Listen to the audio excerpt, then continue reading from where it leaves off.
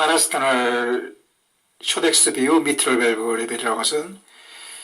좌측 손에 그 프로브를 잡고 파라스타널 롱엑스 뷰 거기에서 90도 그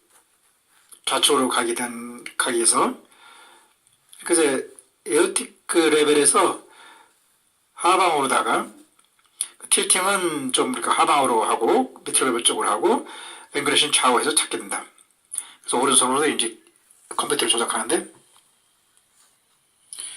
2디멘션 룩백으로 보고 컬러를 본 다음에 이제 펄스 웨이브로 해가지고 업데이트를 보는데 우선 그 2디멘션을 눌러서 미트럴 밸브의 그 흑백이 아주 잘 보이는 각도를 그 앵글레이션 그리고 틸팅을 한다. 그 여기 나타나는 미트럴 밸브의 그 모습은 그 스마일 형태라든가 혹은 또 뭐 파이브로시스 플랩스 등을 관찰해야 되는데 그 시스톨릭하고 디아스톨릭 때 다른 모습이다. 미트럴 밸브가 이제 프로브 쪽으로 올라오면서 그 닫히는 것이 시스톨릭인데 이때 아티피셜 미트럴 밸브는 가운데서 주변으로 쭉 퍼진다.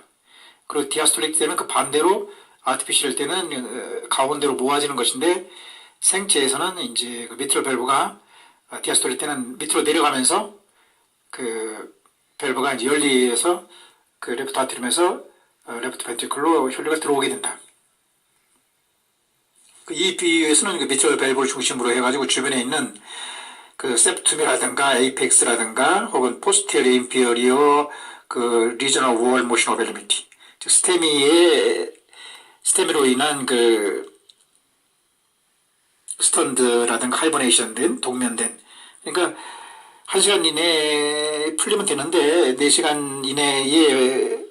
풀렸기 때문에 문제가 생긴 거 4시간 넘으면 이제 네크로시가 생기고 그 1시간과 4시간 사이에 스턴드하고 하이버네이션 된 것을 그 베타1 그 아고니스트인 그 도브타민이라든가 뭐 인트로프스 같은 걸 줘가지고 더 빨리 움직이게 해가지고 어느 부위에 리저널 월 모션 오버를 있다가 풀렸는가를 봐서 그 지역에다가 코로니아 아터리 바이패스 그라프트를 해주는 것이다. 까부지. 예를 들어서 뭐 스테미가 그 정상적인 스테미라고 하는 것은 즉각적으로 ST가 올라가고 3시간이 지나면 Q파가 시작되고 3일이 지나면 이제 ST파는 떨어지고 Q파하고 그 T 인버스만 남아 있는데 T 인버스 그리고 이제 ST가 올라가 있던 것이 계속 올라가 있으면은 3일이 지나도 안 떨어지면은 애니리즘이 있다는 것도 판단해야 된다. 만약 코로너리 아터리가 그 하트 뒤쪽에 포스테리어 쪽에 그 책상 위에 만일 놓여 있다 하면은 여기에는 프로브를 놓을 수가 없다. 여기에 임팩션이 그 스테미가 생겼을 때는 프로브가 없으니까 측정할 수가 없지만 그 반대쪽에 V1 to 3의 ST 디프레이션, 리시프로컬 체인지가 생기는 것이다.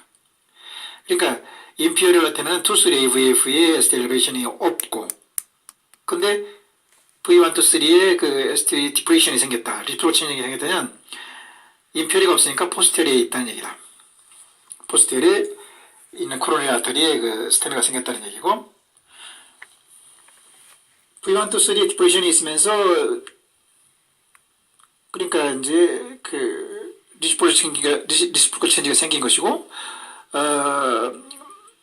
리드 2, 3 AVF에 만일 그 엘리베이션이 생겼으면 이것은 인피어리어에 스테미가 생긴 것이고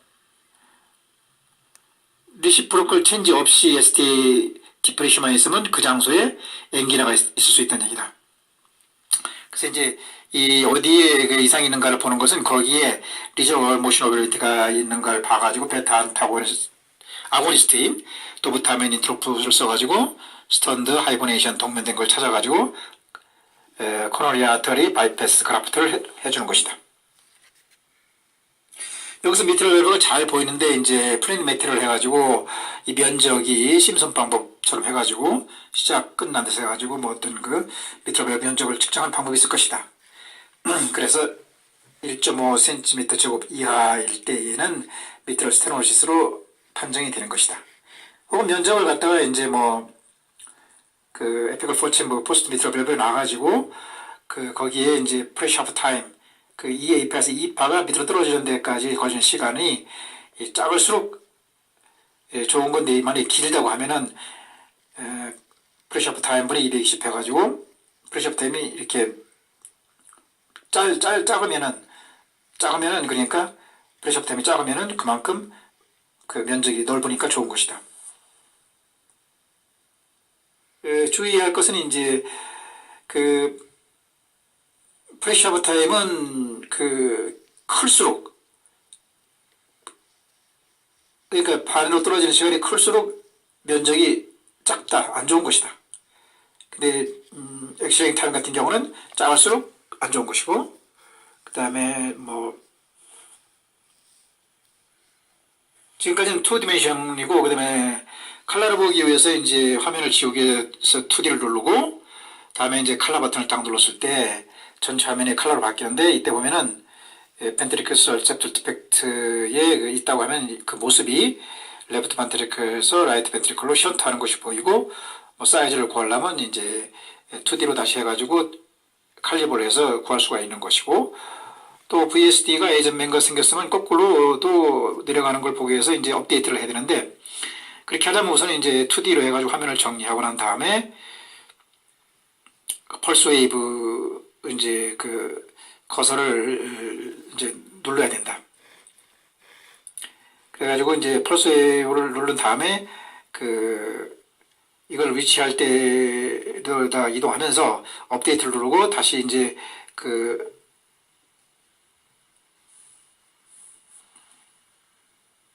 스크롤을 해가지고 인터벤트 리셉터에 이제 어떤 셔터가 있는데 가운데라든가 좀 진한 데다가 다시 위치가 잘 되는가 펄스 웨이브에 적대기 두개 달린 것을 놓은 다음에 다시 업데이트를 했을 때에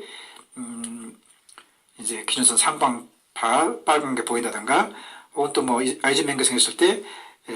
빨간 것이 좀 작던가 위로 올라가면 적던가 혹은 밑으로 내려가는 게 커지는 파를 봐가지고 그 정도를 측정할 수가 있는 것이다.